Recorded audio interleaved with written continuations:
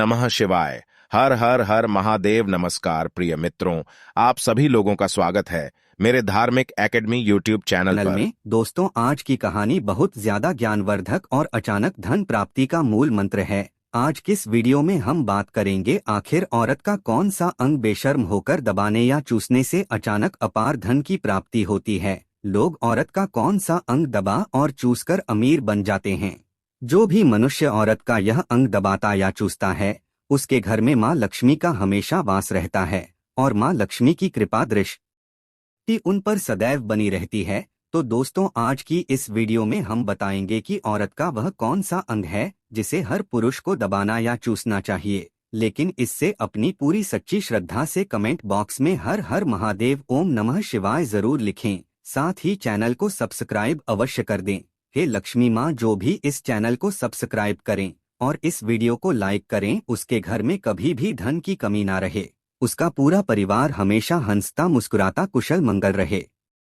दोस्तों, एक बार की बात है, एक गांव में शिव नाम का आदमी रहता था। दोस्तों, शिव अपनी पत्नी से बहुत ज्यादा परेशान था, क्योंकि उसकी पत्नी हमेशा बात बात पर उसे ताने मारा करती थी। तुम्हारे पास है ही क्या, घर में खाने के लिए तक नहीं रहता है। मित्रों, उसके घर में बिल्कुल कंगाली छा गई थी। एक भी रुपया नहीं था और उसके घर में खाने के लिए एक भी दाना नहीं था। मित्रों, एक तो घर में खाना नहीं, ऊपर से पत्नी के क्लेश से वह आदमी बिल्कुल परेशान हो गया था। उसे समझ नहीं आ रहा था कि मैं क्या करूं। मित्रों, एक दिन की बात है, शिव अपने घर से बाहर एक सुनसान रास्ते में निकल गया। वह सुनसान रास्ते में चल ही रहा था, तभी उसको अचानक एक संत तपस्या करते हुए मिले। वह उनके पास जाकर बैठ गया। जब संत जी अपना तप खत्म किए तो शिव संत जी के सामने रोने लगता है। संत जी पूछते हैं, पुत्र, तुम्हें क्या दिक्कत है, तुम क्यों रो रहे हो, आखिर तुम्हें दिक्कत क्या है। तब शिव संत जी को बताता है कि महाराज, मेरी एक पत्नी है जो कि मुझे रोजाना ताने मारती है। मैं गरीब हूँ तो मैं क्या करूँ, कितना भी कुछ करता हूँ लेकिन धन कमा ही नहीं पाता हूँ। अभी तक छोटा सा धंधा था, वह भी पत्नी के क्लेश की वजह से चौपट हो गया है। वह दिन रात मुझसे झगड़ा करती है। अब तो मैं दाने दाने के लिए परेशान हो गया हूँ। हमारे घर में खाने के लिए कुछ भी नहीं है, इसके अलावा पहनने के लिए वस्त्र भी नहीं है।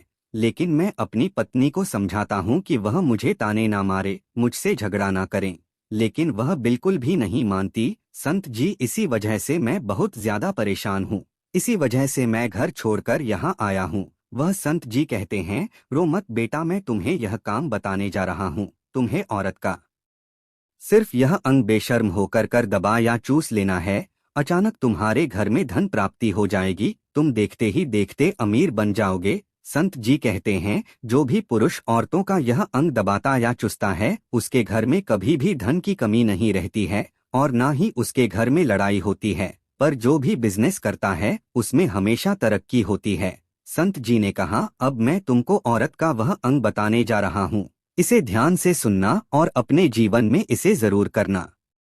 तब शिव संत जी महाराज की बातें बहुत गौर से सुनता है और कहता है, जितना जल्दी हो सके मुझे यह बता दो। दोस्तों, तभी संत जी महाराज उसे आदमी को एक कहानी सुनाते हैं और बताते हैं, एक नगर में एक किसान रहता था। उसके बहुत सारे खेत थे जिस पर वह दिन रात मेहनत करता था। उसके घर में किसान और उसकी पत्नी रहा करते थे।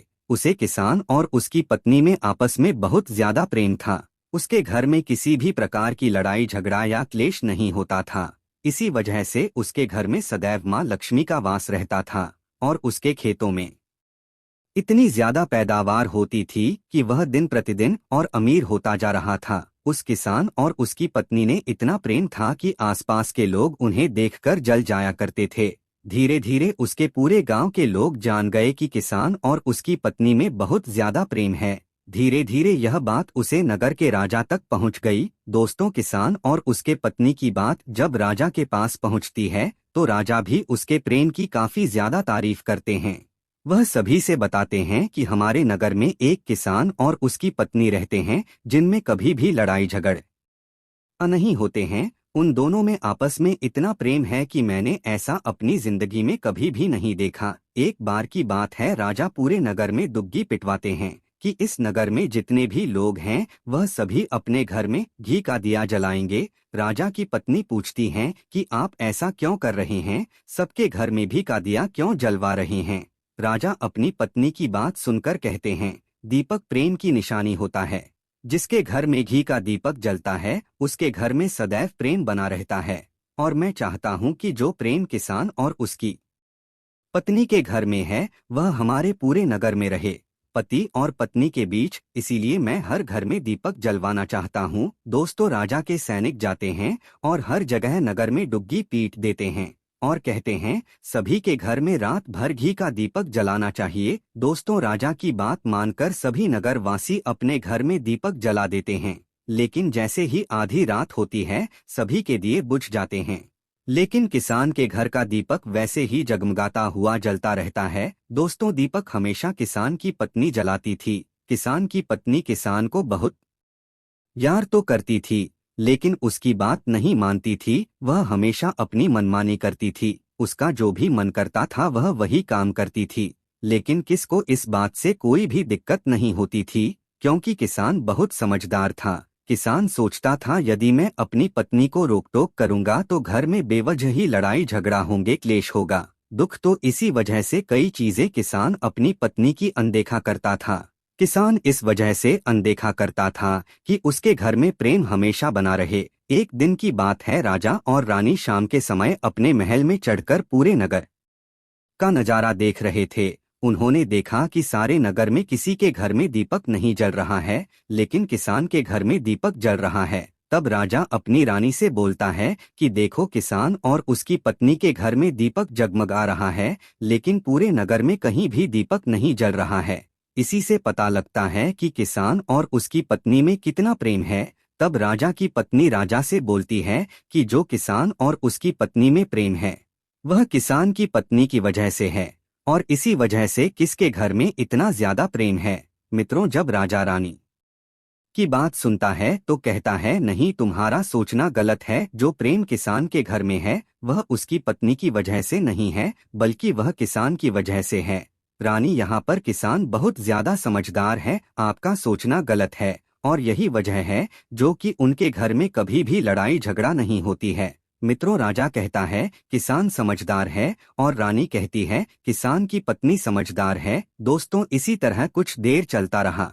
राजा कह रहे थे किसान समझदार है, रानी कह रही थी किसान की पत्नी समझदार है। इसी बात को लेकर राजा और रानी के बीच काफी झगड़ हो गया। इसके बाद रानी ने राजा की दाढ़ी उखाड़ ली और राजा ने रानी को उठा उठाकर झोटवा पकड़ के पटका। इसके बाद राजा कहता है, हम लोगों को झगड़ा करने की जरूरत नहीं है, क्यों ना हम किसान और उसकी पत्नी की परीक्षा ले ले। सारा दूध का दूध और पानी का पानी हो जाएगा। लड़ाई करने के बाद इस बात पर राजा और रानी दोनों सहमत हो गए और दोनों की परीक्षा लेने के लिए तैयार हो जाते हैं। तब राजा अपने महल में जाता है और एक पुरुष सैनिक को बुलाता है और पुरुष सैनिक से बोलता है कि तुम किसान के पास जाओ और जो जो प्रश्न मैं तुमसे बोल रहा हूँ वह तुम सेठ को बोल देना। वह पुरुष सैनिक बोलता है, ठीक है महाराज। वह पुरुष सैनिक राजा की बात सुनकर किसान के पास जाता है। उसे समय किसान की पत्नी खेतों में गई थी, लेकिन किसान की कुछ तबीयत ठीक नहीं थी, इस वजह से वह खेतों पर नहीं गया था। इस समय पुरुष सैनिक किसान के घर पहुंच जाता है और किसान से कहता है, मैं राजदरबार से आया हूँ, राजा साहब ने मुझे भेजा है। तो दोस्तों, किसान कहता है, बताइए मैं आपकी क्या सेवा कर सकता हूँ, आप बैठ जाइए, मैं आपके लिए पानी लेकर आता हूँ। तब वह सैनिक किससे बोलता है कि नहीं, तुम कुछ भी मत लाओ, मैं राजा का सैनिक हूँ, बस आपके पास राजा का समाचार लेकर आया हूँ। तब किसान कहता है, ठीक है सैनिक, आप मुझे बताओ राजा साहब ने मेरे लिए क्या समाचार भेजा है। सैनिक कहता है, किसान, राजा साहब ने यह बोला है कि यदि तुम अपनी पत्नी को छोड़ देते हो तो राजा जी आपको बहुत सारे हीरे जवाहरात और साथ में तुम्हारे जमीन से 2 गुना ज्यादा जमीन राजा जी आपको गिफ्ट में देंगे। इसके अलावा राजमहल का आधा हिस्सा भी आपको दिया जाएगा। लेकिन जो सेठ ने जवाब दिया वह सुनने लायक है। सेठ ने कहा, राजा जी अपना पूरा राजमहल मुझे क्यों न दे दे, लेकिन मैं अपनी पत्नी को नहीं छोड़ूंगा। जाओ और अपने राजा से कह दो किसान ने ऐसा कहा है। सैनिक जाता है और राजा को सारी बातें बताता है। इस समय रानी वहां पर सैनिक की बात सुन रही थी। सुनने के बाद रानी ने कहा, आपने किसान की तो परीक्षा ले ली है, लेकिन किसान की पत्नी की परीक्षा नहीं ली है। इस तरह से हम कैसे पता कर सकते हैं कि कौन समझदार है? इसके बाद रानी ने कहा, अब मैं भी किसान की पत्नी की परीक्षा लेना चाहती हूँ। जब दोनों की परीक्षा हो जाएगी तभी पता चलेगा कि कौन समझदार है। फिर रानी ने भी एक सैनिक बुलाया और कहा कि मेरी बात किसान की पत्नी को बोलना, और याद रखना यह बात तभी बताना जब किसान वहां पर ना हो। सैनिक ने पूछा कि रानी क्या बात बतानी है, वह तो बताओ। तो रानी ने सैनिक को सारी बात बता दी। सैनिक किसान के घर जाता है और उसके घर में आवाज लगता है। तो उसके घर से किसान की पत्नी निकल कर आती है। कहती है, बताओ क्या हुआ, क्यों ढिंढोरा पीट रहे हो? तो सैनिक ने कहा कि मैं राजमहल से आया हूँ, मुझे रानी ने भेजा है। किसान की पत्नी ने कहा, बताओ किस लिए आए हो? तब सैनिक ने कहा, रानी ने बोला है, यदि तुम अपने पति किसान को मार देती हो तो आपको बहुत सारे हीरे जवाहरात रानी आपको देंगी, और साथ में राजमहल का आधा हिस्सा भी आपको मिलेगा। इसके अलावा जितनी भी आपकी जमीन है वह तो आपकी रहेगी ही, लेकिन उसका 2 गुना जमीन भी रानी आपको देगी। यह बात सुनकर किसान की पत्नी तैयार हो जाती है। कहती है, ठीक है, यदि मुझे इतना कुछ रानी साहिबा देंगे तो मुझे मंजूर है, मैं अपने पति को मार दूंगी। तब सैनिक पूछता है कि रानी को कैसे पता चलेगा कि आपने अपने पति को मार दिया है? तभी किसान की पत्नी बोलती है, मेरे घर में जो दीपक जल रहा है, जब मैं किसको मार दूंगी तो उसे बुझा दूंगी, तभी आपको पता चल जाएगा कि मैंने किसान को मार दिया है। अब सैनिक किसान की पत्नी की बात सुनकर राजमहल जाता है और रानी को सारी बात बताता है। किसान की पत्नी की बात सुनकर रानी बहुत अचंभित हो जाती हैं।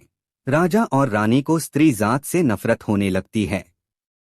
उसी समय राजा अपने नगर के सभी लोगों को बुलाता है और कहता है कि मैं चाहता हूं कि मेरे और मेरे पत्नी की वजह से किसान की जान ना जाए। तुम लोग ऐसा करो, उसे किसके घर जाओ और सारी बातें बता दो और उसे किस को बचा लो, वरना किसान की पत्नी उसे मार देगी। इधर सैनिक किसान के घर जाते हैं और सोचते हैं कि किसान की पत्नी किस को तो रात में मारेगी और दिया बुझाएगी। इससे पहले ही हम किसान के घर में पहुंच जाते हैं और किसान को बचा लेते हैं। मित्रों, जैसे ही राजा के सैनिक किसान के घर पहुंचते हैं तो देखते हैं कि किसान तो मरा पड़ा हुआ है। तो सैनिक किसान की पत्नी से बोलते हैं कि तुमको तो किसान को रात में मारने के लिए बोला गया था, लेकिन आपने अभी किसान को क्यों मार दिया? तब वह किसकी पत्नी बोलती है कि किसान को तो मुझे मारना ही था, रात में तो मुझे सिर्फ दिया ही बुझाना था, इसलिए सेठ को तो मैं दिन में ही मार दिया है। सभी सैनिक तुरंत ही किसान के घर से दौड़े दौड़े जाते हैं और राजा रानी को सारी बातें बताते हैं। राजा और रानी क्रोध से आग बबूला हो जाते हैं और दोनों को स्त्री जात से घृणा होने लगती है। इसके बाद राजा और रानी किसान की पत्नी को बंदी बनाकर लाने के लिए अपने सैनिक से कहते हैं। सैनिक जाते हैं, किसान की पत्नी को बंदी बनाकर ले आते हैं। राजा किसान की पत्नी से पूछता है, ऐसा तुमने क्यों किया? तुम लालची औरत हो, तुम्हें पैसों से प्यार है। तभी किसान की पत्नी ने जवाब दिया और बताया कि मुझे तो किसान को पहले ही मारना था, वह तो मैं कोई बहाना ढूंढ रही थी, क्योंकि किसान की आदतें बहुत खराब थी, वह मेरे साथ बहुत खराब किया करता था। तो राजा ने कहा, ऐसा क्या करता था किसान? तो किसान की पत्नी ने जवाब दिया, वह मेरे नाक का ऊपरी हिस्सा अपनी उंगली से हमेशा दबाया करते थे। इसके अलावा किसान एक काम और मेरे साथ करता था, वह है किसान मेरे कान का पिछला हिस्सा अक्सर अपनी जीभ से स्पर्श किया करता था, मतलब चाटता था। राजा ने पूछा, यह बताओ, जब आप लोग गरीब थे तब क्या किस आपके साथ यह काम करता था? तो किसान की पत्नी बोलती है, नहीं महाराज, तब ऐसा नहीं करता था, तब बहुत किसान अच्छा था। तो राजा ने कहा, मैं समझ गया कि किसान ऐसा क्यों करता था। उसी समय संत जी ने शिव से पूछा, तुम्हें कुछ समझ में आया? औरत का कौन सा अंग दबाने तथा चूसने से लोगों को अचानक धन प्राप्ति होती है? तो शिव ने कहा, हे संत जी, मुझे अभी समझ में नहीं आया। तभी संत जी कहते हैं, अगर अभी समझ नहीं आया तो मैं फिर से आपको बताता हूँ। किसान अपनी पत्नी के साथ पहला काम करता था, वह है उसके नाक के ऊपरी हिस्से को अपने उंगली से दबाता था। तो जिस भी मनुष्य के घर में पैसों की इल्लत है, उसे अपनी उंगली से औरत के नाक के ऊपरी हिस्से को जरूर दबाना चाहिए। दोस्तों, औरत के नाक के ऊपरी हिस्से को बहुत ही शुभ माना जाता है। औरत के उसे अंग पर मां लक्ष्मी का वास होता है। इसी वजह से जो यह काम करता है वह हमेशा धनवान पुरुष बन जाता है। दूसरा काम है, जो भी पुरुष औरत के कान का पिछला हिस्सा अपने जब से स्पर्श करता है उसके किस्मत के द्वार खुल जाते हैं, उसे अचानक धन की प्राप्ति होती है। ऐसा इसलिए होता है क्योंकि औरत के कान के पिछले हिस्से में माता लक्ष्मी का वास होता है। जब आप ऐसा करते हैं तो माता लक्ष्मी आपसे प्रसन्न हो जाती हैं और आपको अपार धन देती हैं। और आपने एक बात तो जरूर सुना होगा, औरतें माता लक्ष्मी का रूप मानी जाती हैं। इसी वजह से इस संसार में जो भी मनुष्य यह दो पवित्र काम करता है उसका घर धन से भर जाता है। जो कि आपने कहानी में सुना, किस भी अपनी पत्नी के साथ करता था। लेकिन आप जब भी ऐसा काम करें तब आपको अपनी पत्नी से सारी चीज बात कर करना चाहिए, अन्यथा आपके जीवन में किसकी तरह अनर्थ भी हो सकता है। तो दोस्तों, आज की है ज्ञानवर्धक वीडियो आपको कैसी लगी हमें कमेंट में जरूर बताना। साथ ही कमेंट में जय मां लक्ष्मी, हर हर महादेव, ओम नमः शिवाय लिखना ना भूलें। दोस्त तो भगवान के नाम पर कंजूसी नहीं करनी चाहिए। जो भी इंसान भगवान का नाम कमेंट में लिखता है उसका जीवन सफल हो जाता है।